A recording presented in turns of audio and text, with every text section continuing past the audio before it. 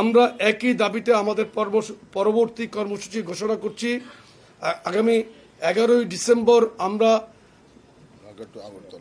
Dhaka two Akhaura সীমান্ত, আগরতলা সীমান্তর পার্শ্ববর্তী আখাউড়া সীমান্ত এলাকায় আমরা সীমান্ত এলাকা পর্যন্ত এই 3 অঙ্গ সংগঠনের ভারতীয় মিথ্যা তথ্য সন্ত্রাসের প্রতিবাদ, ভারতীয় আগ্রাসনের বিরুদ্ধে আমরা জনগণকে ঐক্যবদ্ধ করে আমরা ঢাকা থেকে আগরতলার অভিমুখে আখাউড়া পর্যন্ত আমরা লং মার্চের।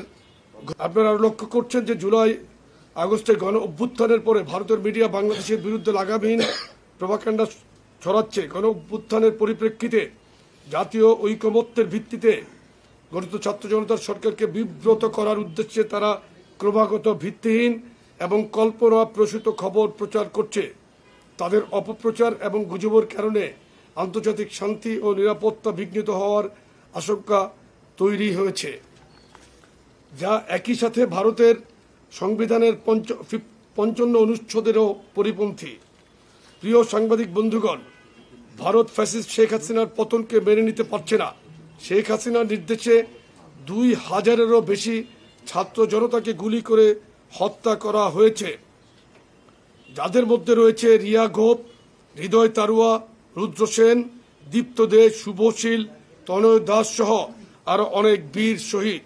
ভারত গণহত্যাকারী শেখ হাসিনাকে আশ্রয় দিয়েছে। গণহত্যার দায়ে অভিযুক্ত আরো অনেক ব্যক্তি ভারতে আশ্রয় নিয়েছে। ভারত এখন বাংলাদেশি ক্রিমিনালদের আশ্রয় কেন্দ্র এবং অভয়ারণ্যে পরিণত হয়েছে।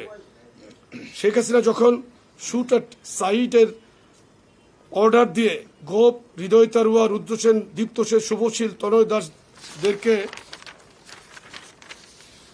হত্যা করেছে, ভারত তখন কোনো প্রতিবাদ বা উদ্বেগ জানায়নি।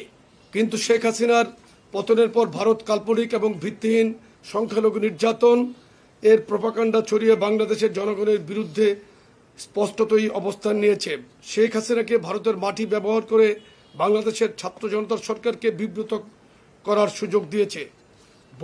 বহিষ্কৃত ইসকন নেতা বাংলাদেশের নাগরিক চিন্ময় দাসের গ্রেফতার, তদন্ত এবং বিচার সম্পূর্ণ বাংলাদেশের অভ্যন্তরীণ বিষয়, কিন্তু ভারতের বিভিন্ন পর্যায় থেকে বাংলাদেশের অভ্যন্তরীণ বিষয়ে অযাচিত মন্তব্য করে বিশৃঙ্খল পরিবেশ সৃষ্টি করছে।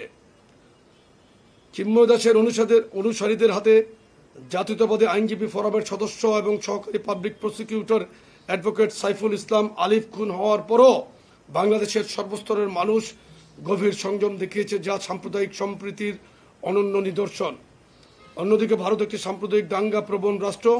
ভারত নিজের সংখ্যালঘু জনগোষ্ঠীর নিরাপত্তা নিশ্চিত করতে চরমভাবে ব্যর্থ হয়েছে। সুতরাং ভারতের কোনো নৈতিক অধিকার নাই বাংলাদেশের অভ্যন্তরীণ বিষয়ে মন্তব্য করার। আমি এক্ষেত্রে আরেকটি কথা সংযোজন করছি। ভারতের উত্তরপ্রদেশে আপনারা ইতিমধ্যে অনেকবারই দেখেছেন যে সেখানে অনেক শস্যমণ্ডিত সিনিয়র সিটিজেনদেরকে তাদের উগ্রবাদী হিন্দুরা দাড়ি টেনে ছিঁড়ে ফেলছে, কারো ফ্রিজে গরুর মাংস রাখার কারণে তাদেরকে হত্যা করেছে। ইতিমধ্যে এই ধরনের সাম্প্রদায়িক আচরণ যেই দেশের মানুষ সংগঠিত করে, তারা অন্য দেশের সাম্প্রদায়িক সম্প্রীতির মধ্যে হাত চক্রান্ত করে বিনষ্ট করার চেষ্টা করছে, যা ইতিমধ্যে বাংলাদেশের জনগণ সুস্পষ্টভাবে প্রতিরোধ করে তাদের জবাব দিয়েছে। প্রিয় সাংবাদিক বন্ধুগণ, আমরা বাংলাদেশ জাতীয়তাবাদী যুবদল, স্বেচ্ছাসেবক দল এবং ছাত্রদল গত 8ই ডিসেম্বর ভারতের হাই কমিশনে বাংলাদেশের দূতাবাসে হামলা, পতাকার অবমাননা, ভারতের মিডিয়ায় বাংলাদেশের বিরুদ্ধে চলমান তথ্য সন্ত্রাস এবং বাংলাদেশের অভ্যন্তরীণ বিষয়ে অযাচিত হস্তক্ষেপ থেকে বিরত রাখার দাবিতে স্মারকলিপি পেশ করেছি। আমরা একই দাবিতে আমাদের পরবর্তী কর্মসূচি ঘোষণা করছি। আগামী 11ই ডিসেম্বর আমরা ঢাকা টু আখাউড়া সীমান্ত, আগরতলা সীমান্তর পার্শ্ববর্তী আখাউড়া সীমান্ত এলাকায় আমরা সীমান্ত এলাকা পর্যন্ত এই 3 অঙ্গ সংগঠনের ভারতীয় মিথ্যা তথ্য সন্ত্রাসের প্রতিবাদ, ভারতীয় আগ্রাসনের বিরুদ্ধে আমরা জনগণকে ঐক্যবদ্ধ করে আমরা ঢাকা থেকে আগরতলার অভিমুখে আখাউড়া পর্যন্ত আমরা লং মার্চের ঘোষণা দিচ্ছি, যেটা 11ই ডিসেম্বর আমরা পল্টন সকাল পল্টন থেকে জমায়েত হয়ে আমরা এখান থেকে আমাদের লং মার্চ, শান্তিপূর্ণ লং মার্চ আমরা ইনশাল্লাহ আগরতলা অভিমুখে আখাউড়া সীমান্ত পর্যন্ত আমরা যাব।